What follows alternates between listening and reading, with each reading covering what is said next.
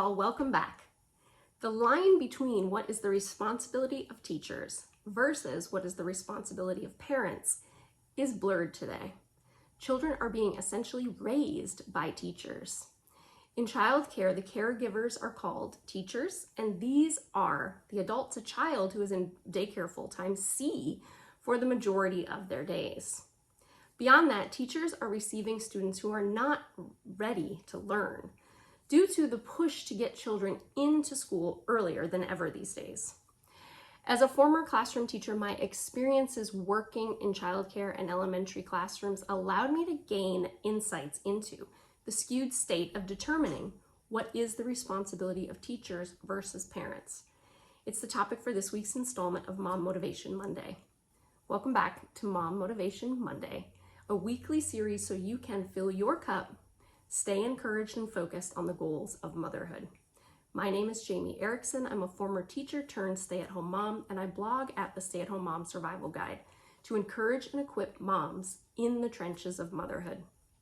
I'm glad you're here. Today we cover a tough topic and one that is in the headlines these days more and more: the responsibility of teachers and the responsibility of parents. I candidly share my experiences working in classrooms and childcare centers, as well as from the role of a parent since having my own children. Navigating school with our children is a challenge, and it is becoming harder than ever these days. Let's dive into what really is the teacher's responsibility and what we need to be responsible for as parents. Teachers really are limited in ways that parents are not, but teachers are having to act as parents these days. Parents are busy or just not teaching the same values that once were learned at home.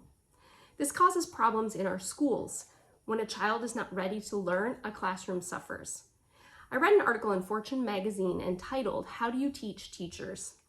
It's relevant to parenting, so stick with me here.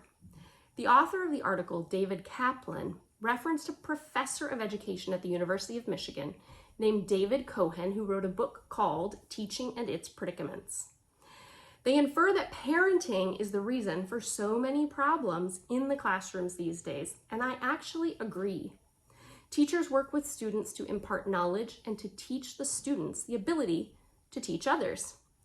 The teacher's predicament is that they are being burdened with teaching more than just academics. They're being required to teach proper behavior, desire to learn, respect, and self-control, which are all typical values that used to be learned at home. Kaplan stated that the main roadblock to teachers being effective is that students are a product of social and economic forces outside the classroom, meaning home or childcare, whichever they spend the most time in, and both combined. In other words, every child has a background that begins with their experiences at home, at daycare, or a combo of the two. Our children take the values we teach into their classrooms. What he really is saying is that parenting matters, and it matters a lot. Society places the burden of either expanding on a student's positive background or improving upon a negative one on teachers, when that burden really is on the parents. It seems to me that we have the power to create a positive background or home environment for our children so that teachers can teach the basics and not take time away from teaching our child to deal with behaviors of children not ready to learn. Teaching our children values begins at home and requires a lot of time. I believe the power lies within parents to plant our children in this life to thrive and not become a burden on teachers and society. Let's start at home.